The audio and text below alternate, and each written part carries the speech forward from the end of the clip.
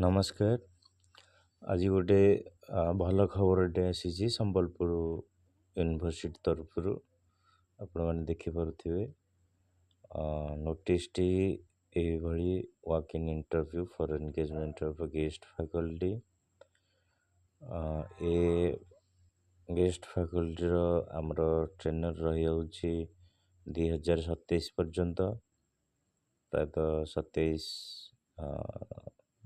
मे मास पर्यंत 2027 एवं प्रत्येक डिपार्टमेंट रे 117टी पोस्टर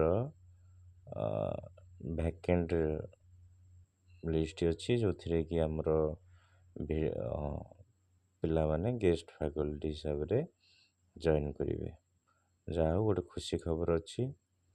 एवं वेन्यू ऑफ इंटरव्यू कौटी हम ना respective PG department of Sambalpur university किंबा एलआर लॉ कॉलेज संबलपुर दीटे जगह जोटार कि आमर किछि सब्जेक्ट संबलपुर हम से यूनिवर्सिटी रे एवं आउ किछि subject LR law college Sambalpur हम डेट एवं time of interview as per the advertisement of the concerned department college in the university website रे आसीबो को डेट रे को टाइम रे को सब्जेक्ट रो इंटरव्यू हम।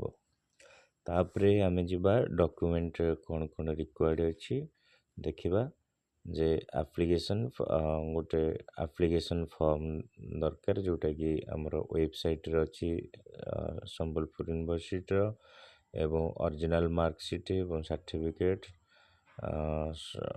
दरकार आमर 10वीं रु जो पर्यंत आमर क्वालिफिकेशन अच्छी ता सहित यूजीसी नेट एवं पीएचडी डिग्री ए दीटा निश्चित भाव में दीटार गोटे थिले भी चलिबो किंतु ये कंपलसरी हो जाइए। एवं ता सहित आम जानी original copies of all research publication आमर पीएचडी कला जोटा कि आम रिसर्च करथिबा जो पेपर रे तार ओरिजिनल कॉपी दरकार एवं one set of photocopies of all the above document with self attestation एवं one recent colour passport size रो गोटे कलर फोटो दरकार एवं आउ गोटे से भी कही जदि एजुकेशनल क्वालिफिकेशन रे जदि नेट किंबा पीएचडी पिला न मिलती ताले यूजीसी रो गाइडलाइन 2018 अनुसार आमे बा यूनिवर्सिटी कौन करिवो ना फ्रेशर सॉरी सिंपल एमए पिला को अपॉइंटमेंट दे पारिबो आपण माने देखि पारुथिबे। तापरे आमे